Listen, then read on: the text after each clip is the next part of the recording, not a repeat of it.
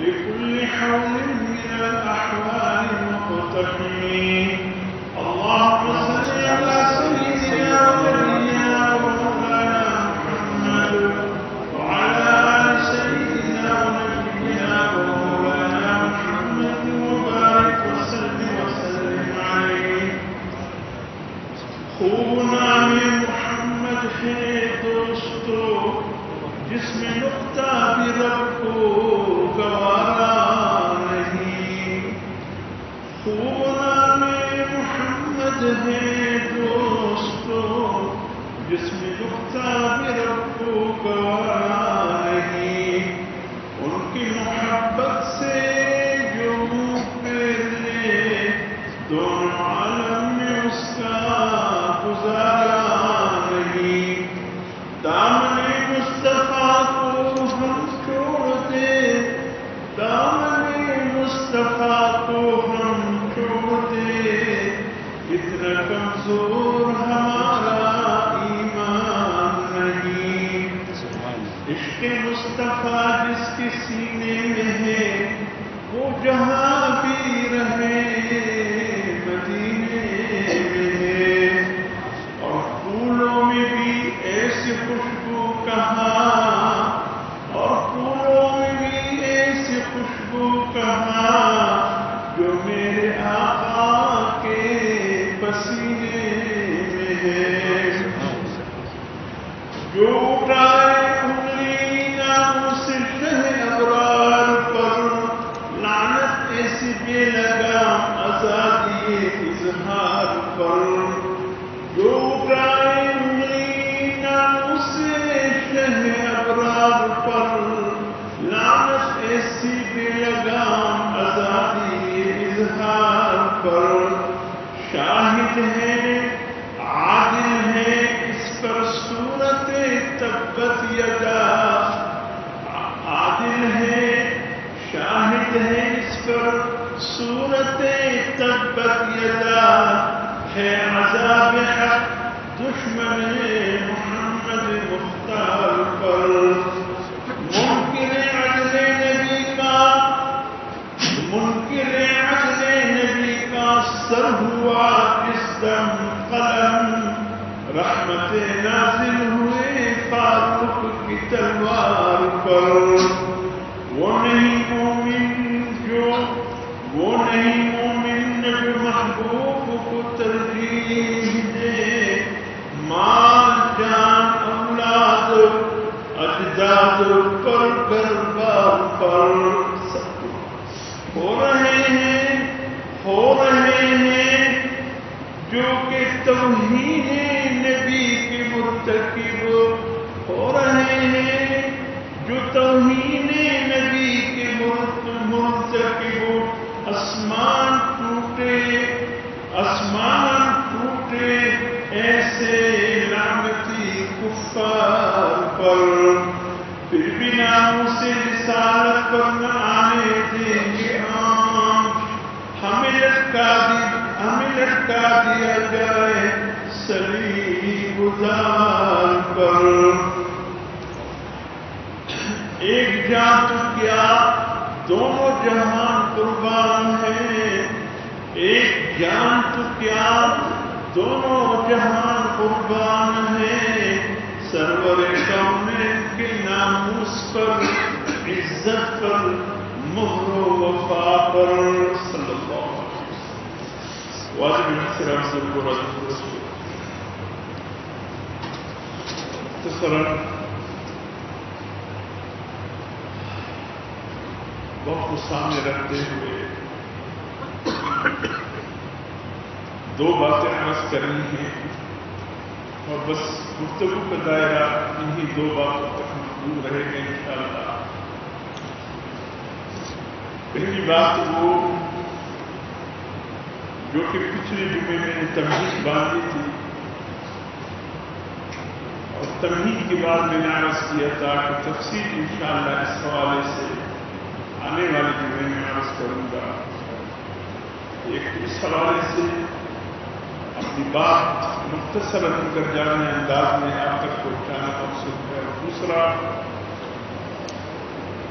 جو اس ہفتے جو بات آپ سن رہے ہیں میڈیا سے، سوشل میڈیا سے بھی ایک یلغار ہے، عالم اسلام کے 57 اسلامی ملکوں میں بھی بے چینی ہے اس واقعے پر کہ بد باتیں، بد نیت، بد نیت، غلیظ زبان اور غلیظ ذہن اور دل رکھنے والے ہندو بھی اس روش پر چل نکلا ہے جس پر مغرب کے کفار عیسائی یہودی چلے تھے۔ یہ بھی پیچھے رہنے کی یہ بھی کوشش نہیں کر رہے۔ سید سرور کائنات صلی اللہ علیہ وسلم کی ناموس پر، عزت پر حملہ کیا ہے۔ بد باطنیت ہندو نے اس حوالے سے مختصر گفتگو عرض کرنا ہے، اور یہ کہ ہماری ذمہ داری کیا ہے۔ ایک تو سرکاری سطح پر، حکومتی سطح پر ان کی جو ذمہ داری ہے وہ اپنی جگہ، لیکن بحیثیت مسلمان کے میں آپ ہماری ذمہ داری کیا بنتی ہے، ہم کیا کریں اس موقع، اس حوالے سے مختصر بات کریں۔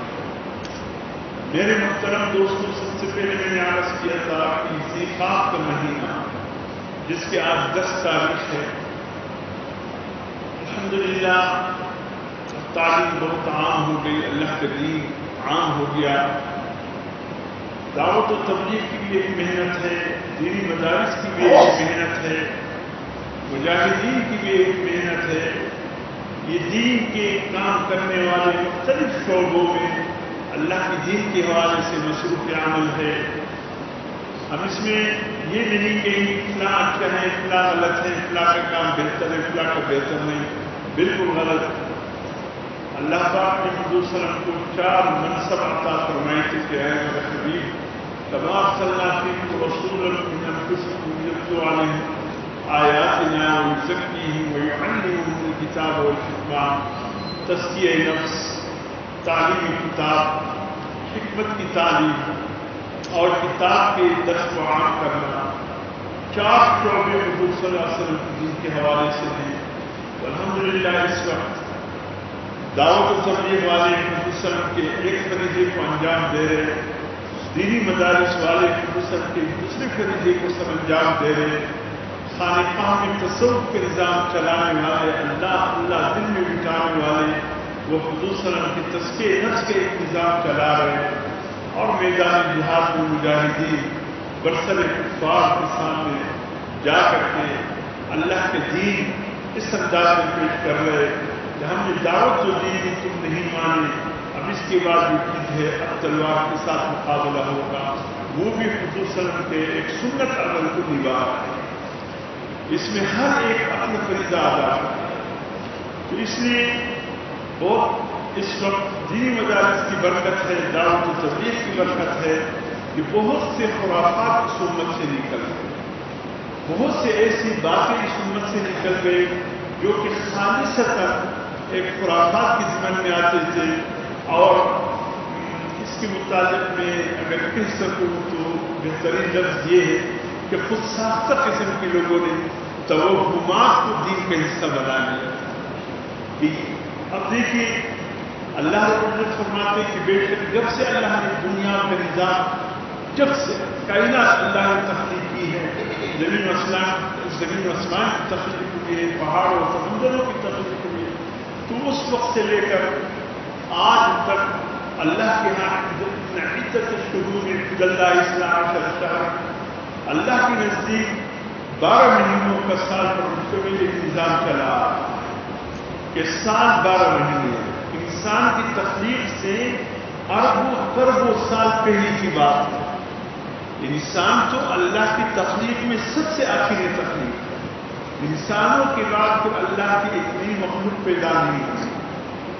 اس سے پہلے اللہ نے بہت سی تخلیقات کی، بہت سے صفات سے مٹ گئے، بہت سو کی نشانی باقی ہے، لیکن انسان اللہ کی تخلیقات میں سب سے آخری تخلیق ہے۔ اگر ہم انبیاء علیہ السلام کے عمروں کو حساب کریں، یعنی آج سے لے کر حضور صلی اللہ علیہ وسلم تک کتنا وقت ہو گیا، 1400 سال ہو گیا.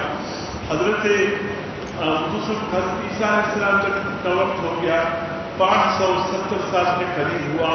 پھر حضرت عیسیٰ علیہ السلام سے حضرت موسیٰ علیہ السلام تک 300-350 سال ہوا. پھر اس کے بعد حضرت موسیٰ علیہ السلام سے حضرت ابراہیم علیہ السلام تک 200-250 سال کے مطابق یہ زمانہ ہے. تو پھر اس طریقے سے حضرت ابراہیم علیہ السلام سے حضرت نوح علیہ السلام تک وہ وقت بھی تاریخ میں لکھا جا چکا ہے. پھر حضرت نوح علیہ السلام سے حضرت آدم علیہ السلام تک جب ہم نے اس کو جمع کر کے آج تک حضرت آدم علیہ السلام کی پیدائش سے لے کر آج تک جتنے سال ہیں 10,300 سال. اس سے زیادہ نہیں ہے انسان کی تخلیق کا. 10,300 یا 10,400 سال اس سے زیادہ نہیں.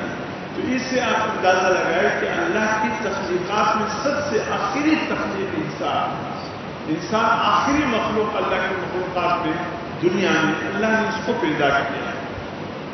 تو اللہ رب العزت فرماتی جب سے اس کائنات کا نظام چلا جب سے اربوں کروڑوں سالوں کو اللہ نے اس کائنات کے نظام سال پر رکھا ہے اور سال 12 مہینوں پر مسلم چلا آ رہا. اس میں منہا اربعۃ حرم 4 مہینے حرمت والے کہلاتے. ایک مہینہ وہ جو جمادی الاخر اور شعبان کے درمیان میں ہے جس کو رجب المرجب کہتے ہیں. یہ حرمت والا تھا. اور 3 مہینے لگاتار جس میں حجاج کرام کے لیے سفر کا آغاز کرتے ہیں. اس وقت تو بحری جہاز یا ہوائی جہاز. ابھی تو ماشاءاللہ فجر کی نماز کوئٹہ میں پڑھو اور زور کی نماز بیت اللہ شریف میں پڑھو, یا فجر کی نماز کوئٹہ میں پڑھو اور ظہر کی نماز مدینہ المنورہ میں جا کر پڑھو. اب تو سفر کی یہ حالت ہے. ورنہ وہ تو مہینے در مہینے سفر ہوتے ہیں. کتنی مشکلات سے بیت اللہ سے کوئی قسمت ہوتا کہ وہ حج کے لیے پہنچ پاتا, پھر حج سے واپس گھر کو ہو پاتا. کتنا سفر ہو.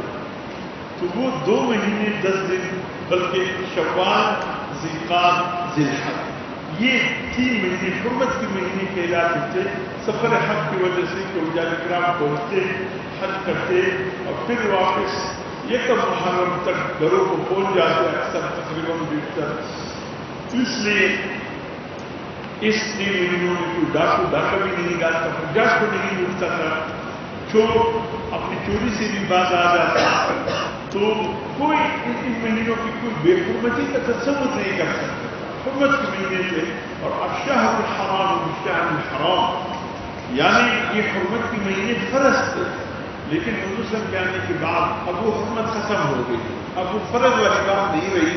بہرحال مستحب ہے احترام اس مہینوں کا. بہرحال میرے محترم دوستوں, ہم لوگوں نے ہم میں سے جو دین کے نام نہاد ٹھیکیدار بنے ہیں, مجھے کہنے دیجیے, نام نہاد ٹھیکیدار جس کے پاس نہ دین ہے, نہ قرآن کا کوئی علم ہے, نہ حدیث کا کوئی علم ہے, نہ مدرسوں میں پڑے ہوئے ہیں. فلاں مہینے کی منحوس ہے, سفر کا مہینے منحوس ہے, اس میں شادی نہ کرنا, فلاں دن منحوس ہے. ایسے صرف دنوں میں حضور صلی اللہ علیہ وسلم نے جمعے کے دن سفر سے منع فرمایا. جمعے وہ بھی اس لیے نہیں کہ جمعے کے دن خدا خاصہ کوئی منحوس ہے یا اس میں کوئی برائی ہے, قطعا نہیں. صرف اس وجہ سے کہ یہ مسلمانوں کی اجتماعی عبادت کا ایک عظیم دن فرمایا تاکہ کسی کے جمعے کا نماز ضائع نہ ہو. صرف اس وجہ سے کہ جمعے کا نماز خراب نہ ہو جائے, اس لیے فرمایا. اگر جمعے کی نماز پڑھ کر کوئی سفر کرنا چاہتے بالکل اجازت ہے, لیکن جمعے تک کے لیے سفر کی ممانعت اس بنیاد پہ ہے تاکہ جمعہ خراب ہو. ورنہ کوئی نحوست نہیں, کوئی ایسی بات نہیں. قطعاً حضور کا مراد یہ نہیں کہ یہ دن سفر کے لیے مناسب نہیں ہے, صرف جمعے کی عظمت کی وجہ سے تاکہ تمہاری جمعے کی نماز خراب نہ ہو. حضور سے فرمایا جمعے کی نماز کے اختتام تک سفر نہ کرو. اگر پہلے انسان نزدیک گاؤں میں بستی میں رہتے ہیں اور اس کو یقین ہے میں جمعے کی نماز کے لیے پہنچ جاؤں گا, اس کو بھی اجازت ہے. صرف جمعے کا دن, باقی ہفتہ اتوار, پھر منگل, بدھ, جمعرات ان میں کوئی دن منحوس نہیں. شادی بیاہ کے لیے بھی زبردست دن ہے, سفر کے لیے بہت عظیم دن ہے. کوئی اس میں اشکالات نہیں ہے, نحوست نہیں ہے, کچھ نہیں. سفر کے مہینے بھی لوگوں نے پتہ نہیں کیا کیا بنا دیا، اور بہت سے لوگ ایسے ہیں کہ اس مہینے کو جس میں ابھی میں اور آپ موجود ہیں، یہ مہینہ کیا کہلاتا ہے اسلام میں؟ ذی قعدہ یا ذی القعدہ، اور اس میں ہم اس مہینے کو کیا کہتے تھے؟ ہر شخص اپنی زبان میں کہے۔ بڑے شوال کے مہینے میں شادی کرتے تھے، خوشی کا تقریب مناتے تھے، ذی الحج میں بھی خوشی کا تقریب، اس سے پہلے اس کے بعد 20 دن زبردست حالوں کی بکنگ چل رہی ہے، زبردست مہینے، ہاں شادیاں کرو، ہاں حال نہیں مل رہے، ڈبل قیمت پہ نہیں مل رہے، کھانے کے لیے نان بائی نہیں مل رہے، کہ یہ بہت عظیم مہینے ہے۔ اور ذی القعدہ کے مہینے بس خاموش ہو، الفاظ دیگر پشتو اسپیکنگ ہو یا بلوچ اسپیکنگ ہو یا کوئی بھی زبان، اس مہینے کو خالی کا مہینہ کہتے ہیں، وہ زیادہ خالی میں آ چکا ہے، یہ خالی کا مہینہ بھی کس چیز سے خالی ہے؟ پھر مجھے باتیں کرنے دو، یہ خیر و برکت سے خالی ہے، یہ خوشی سے خالی ہے، اس میں اللہ کی طرف سے کوئی انعام نہیں ہے، بلکہ الٹا ہے، کسی نے شادی کی تکلیف کا انعام۔ شوال اور ذی القعدہ کا مہینہ حرمت والے ہو گئے، ذی القعدہ کا مہینہ حرمت والا ہے، بالکل ذی القعدہ کے مہینے میں بالکل آپ خوشی کر سکتے ہیں، آپ کوئی خالی کا مہینہ یہ نہیں ہے، یہ تو عظمت کی۔ اکثر دوسرے یہ کہ اکثر حجاج جو ہمارے گھروں سے رخصت ہوتے ہیں وہ ذی القعدہ کے مہینے میں رخصت ہوتے ہیں، ہر گھر میں مبارکی دی جاتی ہے کہ بھی آپ گھر سے حاجی جا رہا ہے۔ اکثر ہمارے پاکستان کے دروازے ابھی تو کوئی حالات بیماری کی وجہ سے تو اونچ نیچ ہے، ورنہ ہمارے جتنے پروازے حج کے یہ سب کے سب یکم ذی الحج سے شروع ہوتے ہیں اور پورا مہینہ چلتا ہے، پھر ذی الحج کی بھی تقریباً 3-4 دن تاریخ تک آخری فلائٹیں پہنچ جاتی ہیں۔ تو بھائی اس مہینے میں جو حجاج اتنا زبردست عمل ادا کرنے کے لیے چل پڑتے ہیں، اپنے گھروں سے مبارکبادی دے رہے ہیں، خوشی سے گھروں میں جا رہے ہیں، خوشی سے پورے نہیں سنا رہے، تو یہ کیسے نحوست کا مہینہ ہوگا؟ یہ کیسے خیر و برکت سے خالی؟ اچھا، حضور صلی اللہ علیہ وسلم نے کتنے عمرے ادا کیے تاریخ میں آتے، آپ کو امتحان بھی نہیں ڈالتا ہوں، تو بہرحال حضور صلی اللہ علیہ وسلم نے عمرے کتنے ادا کیے؟ 4 عمرے ادا کیے۔ ایک عمرہ حضور صلی اللہ علیہ وسلم نے حج قران، جو آپ نے آخری حج جو 10 ذی الحج کو حضور صلی اللہ علیہ وسلم چل پڑے تھے، مقام ذوالحلیفہ میر علی بھی مشہور ہے، وہاں سے جو مدینے سے 15-16 کلومیٹر کے فاصلے پہ ماشاء اللہ بہت بڑی میقات بن گیا ہے، وہاں سے احرام باندھا حضور صلی اللہ علیہ وسلم نے کس تاریخ کو؟ 16 ذی القعدہ۔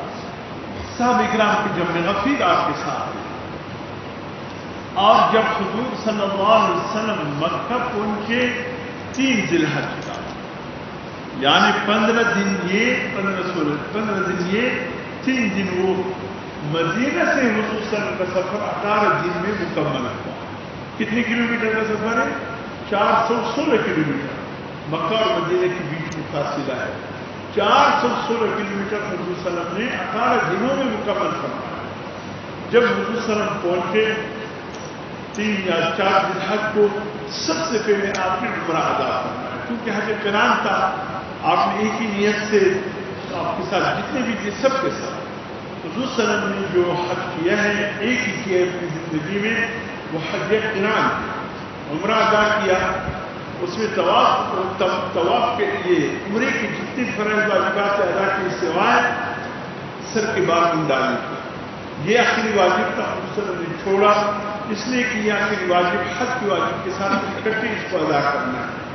عمرہ کر کے سب حج کے سوا باقی سب امور انجام دے کر کے حج کے انتظار میں رہیں، پھر اس کے بعد یہ چلے جائے مینا اور حج مکمل کر کے جس دن جمرہ عقبہ کو مارے گا، پھر قربانی کرے گا، قربانی کے بعد پھر اپنے سر کے بال کو صاف کرے گا۔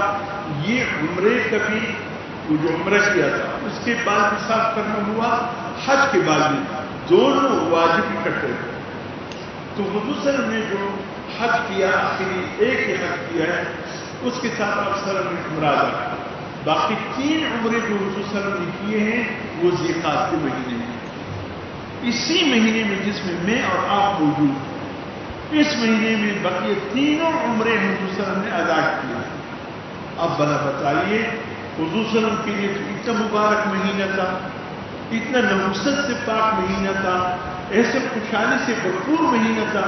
ہمارے لیے نحوست، ہم نے کوئی خوشی کی تقریب نہیں کرنی ہے، شادی نہیں کرنی ہے، منگنی نہیں کرنی ہے. جی ذیقات کا مہینہ خالی کا مہینہ ہے، یہ خیر و برکت سے خالی ہے، اور حضور صلی اللہ علیہ وسلم کے لیے یہ مہینہ خیر و برکت سے بھرپور تھا، اور ہم کہتے ہیں کہ یہ تو خیر و برکت سے خالی ہے.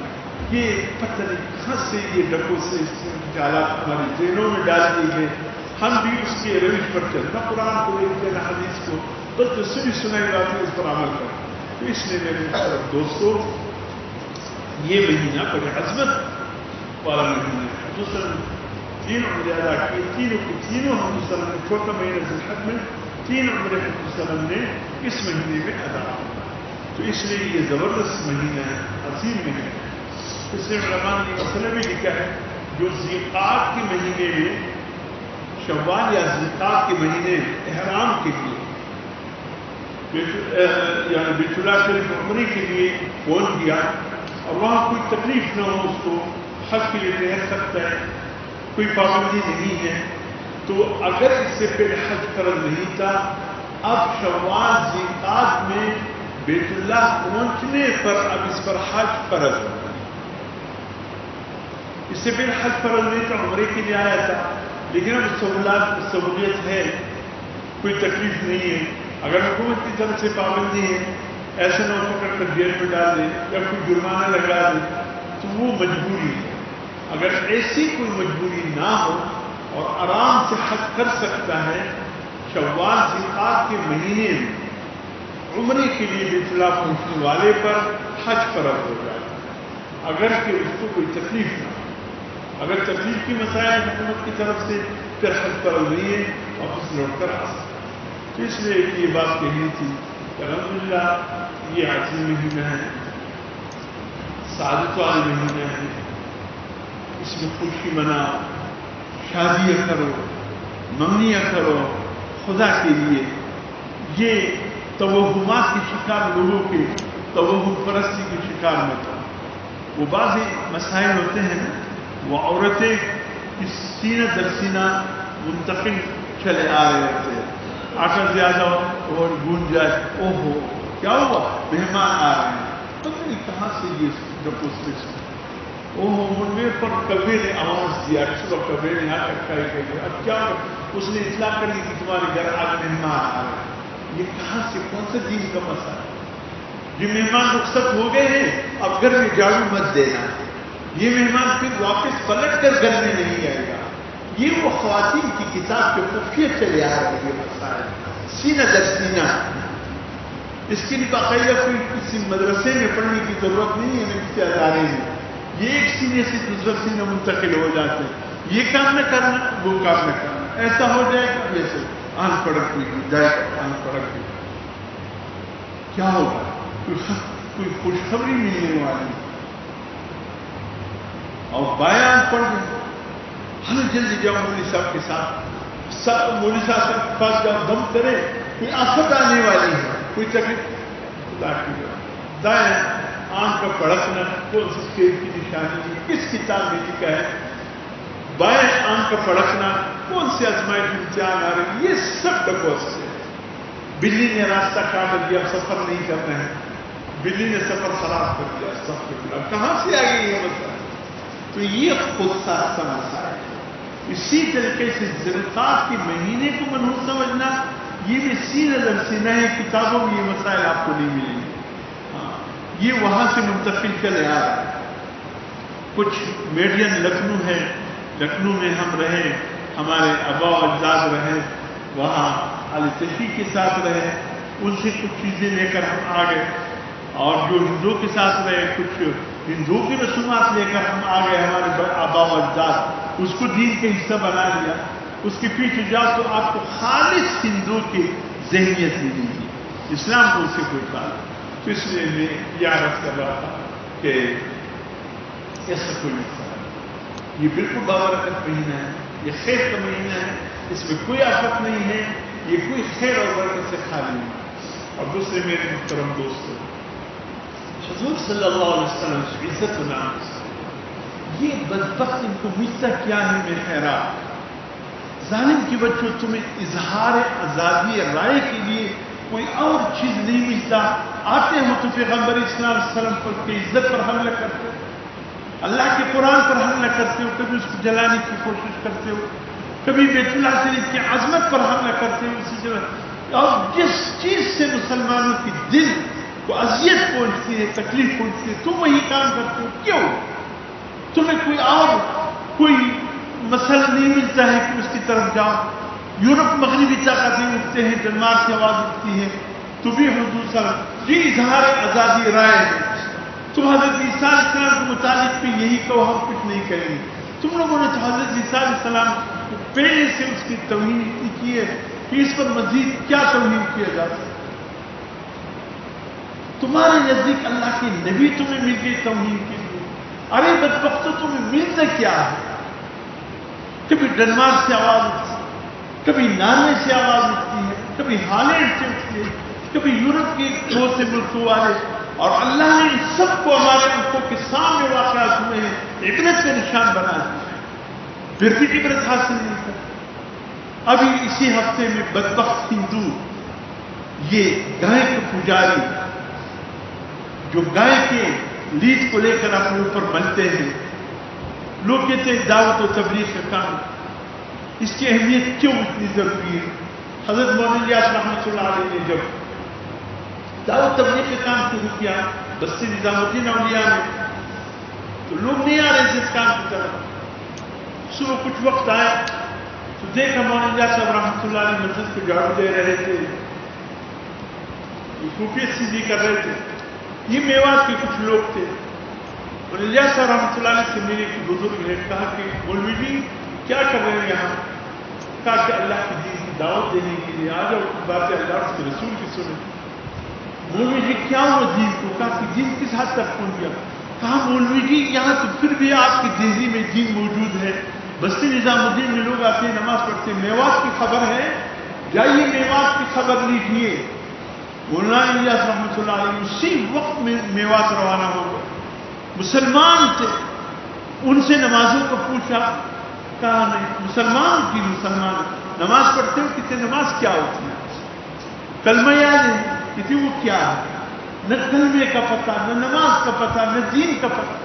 کہا تمہارے پاس قرآن ہے؟ کہاں قرآن ہے؟ کہا لے آؤ. جب وہ لے آئے تو اس کو لیگ میں لپیٹا ہوا تھا، گائے کی لیگ میں، گوبر میں. الیاس رحمۃ اللہ علیہ تڑپ گئی، کہا استغفر اللہ، ارے ظالموں، اللہ کا قرآن تم لوگوں نے گوبر میں لپٹا ہوا ہے. کہا کہ جی یہ بھی عظمت والی چیز ہے، یہ بھی عظمت والی چیز ہے، ہم نے دونوں کو اکٹھے کرتے. مسلمان ہندو تو 30 قماش کے لوگ کہ وہ اس قسم کی گوبر کو وہ خدا کا درجہ دیتے، اب بھی دیتے ہیں.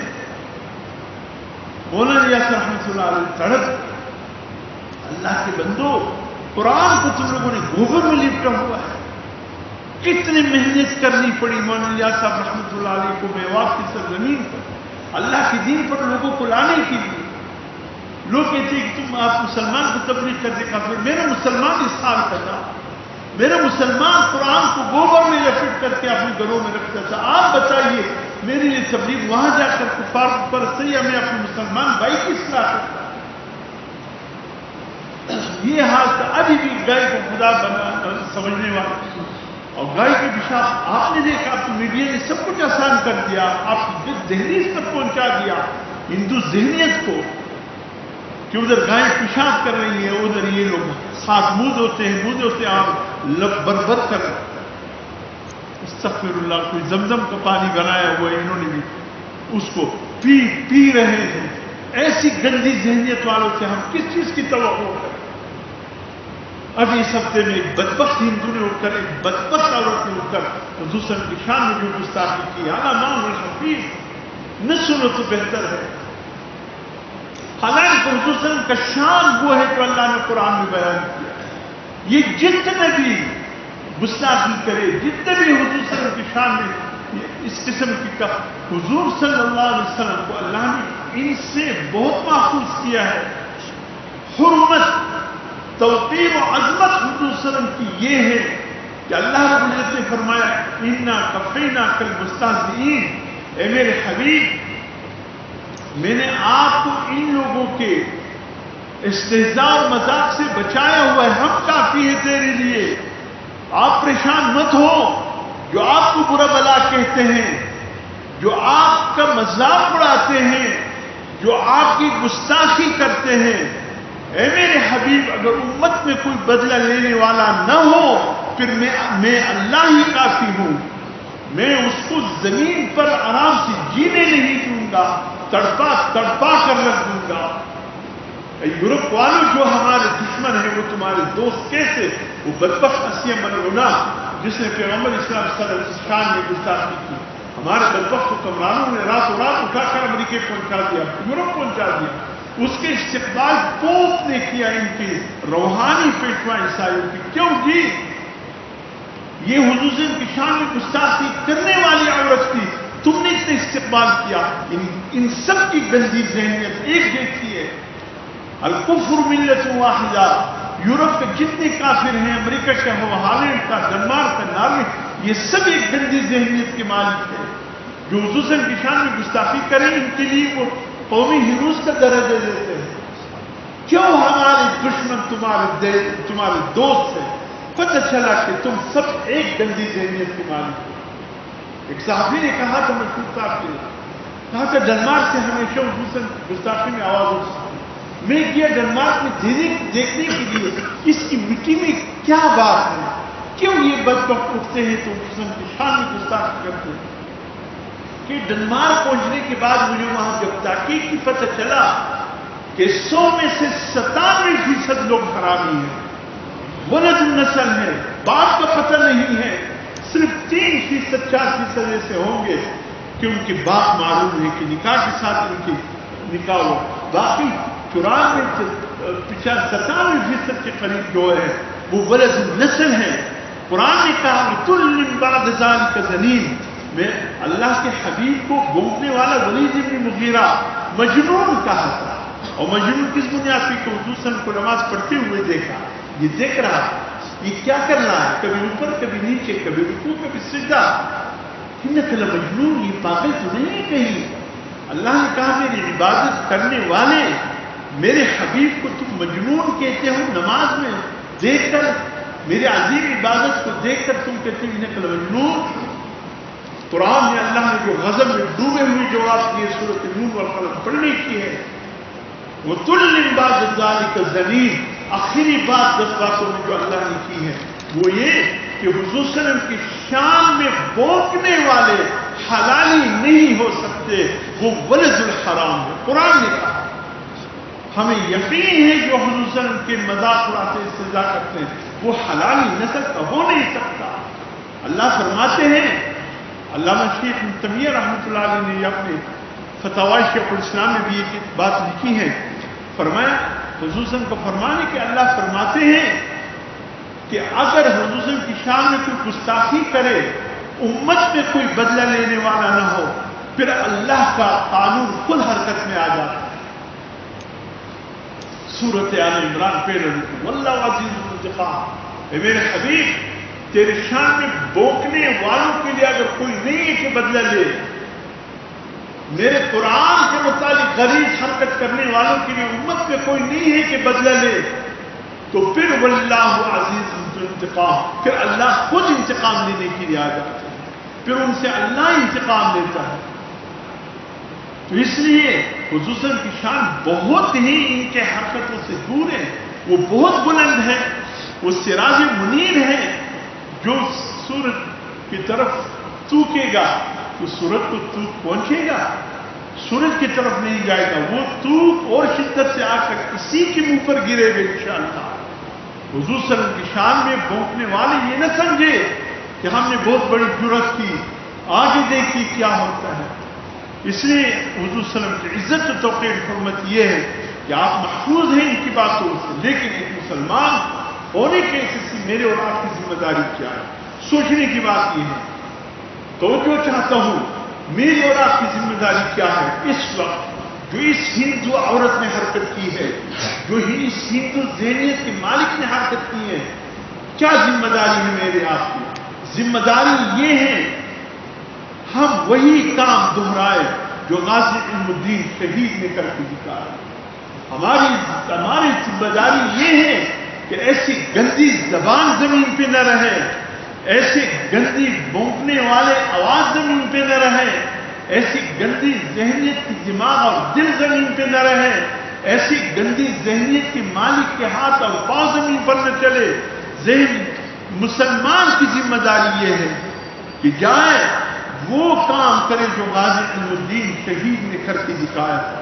الحمدللہ مسلمانوں کی تاریخ اس سے بری ہے، بہت سے غازی مجاہدین آئے، ایسے لوگوں کو تہہ تیز کر کے بے نام و نشان کر دیا، لیکن اللہ جانتے ہیں میں بھی اس وقت نہیں جا سکتا ہوں وہاں، آپ بھی نہیں جا سکتے۔ جذبہ رکھتے ہیں کہ یا اللہ موقع ملے تو اس غلیظ زبان کو کھینچ کر 20-30 ٹکڑے بنا کر کتوں کو کھلا دوں، یہ جذبہ ہے، لیکن یا اللہ وہاں تک ہماری رسائی ہم کیا ہے؟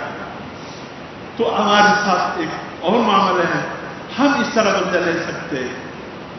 جو امپورٹر ہے خدا کے لیے انڈیا سے امپورٹڈ کے کام بند کر دے، کوئی چیز نہ منگائے، اور جو دکاندار ہے انڈیا کی چیزیں رکھی ہے فروخت کرنے کے لیے، خدا کے لیے نکال کر کے ماچس کی تیلی لگا دے، واپس بھی نہ کرے، کسی اور پر بھی فروخت نہ کرے۔ اور جو لینے والے ہیں میں اور آپ، ہمیں دیکھ کر چیز لینا چاہیے، کہیں یہ انڈیا کا بنا ہوا تو نہیں ہے، سستا ہے یہ مت دیکھو، اچھا ہے یہ مت دیکھو، یہ دیکھو۔ اس ملک کے رہنے والوں نے جو حکومت کی ترجمان بدبخت عورت ہے، میرے نبی کی شان میں گستاخی، میں اس ملک کی کسی چیز کو استعمال نہیں کروں گا۔ آپ سنوتے ہی سوایا کوئی گولمنڈی چوک اور پشتون آباد چوک دس نہیں، کوئی انڈیا کی شکولے پیدا کی تھی، لعنت کی ہوا روای صاحب روڈ کی کشید باکس ورطا ہوا تب انڈیا کو بولو نا عزیزی کشید یا ارزان دی وزیتا نگور استاد پیغمبر صلی اللہ علیہ وسلم پشام کی کم گستاخی کرنا مخوری دی انڈیا دوایانی نمرے انشاءاللہ کہ ارزان دی ہم مخوری کہ گران دی ہم مخوری لعنت کیوں آشا ہوئی زبر اخبر ملک شئی کہ گران دی کہ ارزان دی استعمالو نمرم کن انڈیا یہ شئی نو پڑے دکانوں کی کئی رواخی اور واشا ہوئی اور یہ مسلمانان دا دنستی ذمہ داری دا تو دکان کی وہ بو رہی دنگے اسی کنستا کئی رواخی پروٹ کی شئی دے باکت سکتا ہوا زی پبل شام نہ کرتو کہ زمان پیغمبر صلی اللہ علیہ وسلم بے امتی کری لعنت کی ہوا ہے پلا انڈیا باندی کہ دا ہوئی اکسر کردہ ترجمان دا والا رسول دا ستاوی پیغمبر صلی اللہ علیہ وسلم بشان کی گستاخی کری دا تاکپل دمر ایمان نشکار رکھے کہ دا انڈیا جوڑ یو شئی کہ استعمال کی نڑا ہوئے کہ زنہ استعمال دا انڈیا یو شئی نمرن انشاءاللہ خدای کو من اپر ذمہ داری کو رکھے کہ بدکانوں کی انڈیا یو شئی تسے کئی اخصن کی کہ انڈیا یو شئی یا ارزا زون شیزان مت شیز قادیانان دا آدمہ پشتون راولا شربت خودی کاکا شربت خودی کو چا جوڑ کر دے وہ دیتا وہ گورا سالا پیسے چا تزی و قادیانان تزی حدی راولا بس خڑکے وغاڑی کیا شوال وہ شربت خودی کاکا چا جوڑ شربت تے پیغمبر اسلام دشمن جوڑ شربت تے خدای تو مجھے فل ایمان فل دقاء ذمہ داری کو رکھے اللہ وقت رکھو اور پیغمبر اسلام بشان کتاب الوقت راولا شد بیادی کی اور زوائن پروانہ کی اشان جو آخو ارزان انہی وشدی لعنت کو وروا ونخرم استا مدار شئی استا مدار سبزی استا مدار پیاز راروان دی هذا آخی منڈی ڈکر دو کم ازی سرال جنڈی سرال آمد دیر کردی ازمی مانا مجھے گر ساتھ ہوئے پکر جو پسر کے انڈیا خلق ازوان ناس دی استی دمخدی آیانی ولکی اور پیاز کی کفتی راس استی تصویر وشاہ ارزان دی دا سے استعمال ہوئی لعنت کی وہ وروئی انڈیا پشان دلماد ان کا اس سے ان کی ماں مری گی یہ لاتوں کی بت ہے آپ کے احتجاج سے بھی اثر نہیں ہوگا ان کی تجارت رک جائے ان کو پتہ چلے گا جیسے دلماد ناروی اور اہل عرب نے دبئی بڑے بڑے سینٹر جیسے اٹھا کر چیزیں باہر پھینک کر آگ لگا دی، ان کا دماغ ٹھکانے میں آیا، اب سوچ سمجھ کر جا رہے ہیں۔ اس طرح انڈیا کے ساتھ یہ حرکت ہونی چاہیے۔ میرے مسلمانوں، آپ کی ذمہ داری، حکومت کی ذمہ داری ہے کہ ان کی سفیروں کو بے دخل کر لو۔ پورا عالم اسلام 57 اسلامی ملک ایک سے پٹ نہیں ہوگا، 57 اسلامی ملک اکٹھے ہو کر انڈیا کے سفیروں کو نکالے، تب ان کو پتہ چلے گا کہ ہم پوری دنیا میں تنہا ہو گئے۔ اس طرح کام چلے گا، ورنہ نہیں۔ اللہ ان لوگوں پہ لعنت برسائے جنہوں نے اللہ کے نبی کی گستاخی کی ہے، اللہ ان پر اپنا قہر و غضب نازل فرمائے۔ جس ذہنیت نے پیغمبر اسلام صلی اللہ علیہ وسلم کی شان میں گستاخی کی ہے، یا اللہ ہم سے کچھ نہیں ہو سکتا، ہم ان کو بددعائیں دے سکتے، یا اللہ ان ظالموں کے حق میں ہماری بددعاؤں کو قبول کر لے، یا اللہ تو نیست و نابود کر دے، یا اللہ ہمیں اس وقت تک موت نہ دے جب تک ہم ان گستاخوں کو، ان بد کرداروں کو، ان عبرت کی نشان بنتے ہوئے نہ دیکھے، یا اللہ اس وقت تک ہمیں موت بھی نہ دے، یا اللہ اس قسم کی گستاخوں سے زمین کے سینے کو پاک کر دے۔ اللہ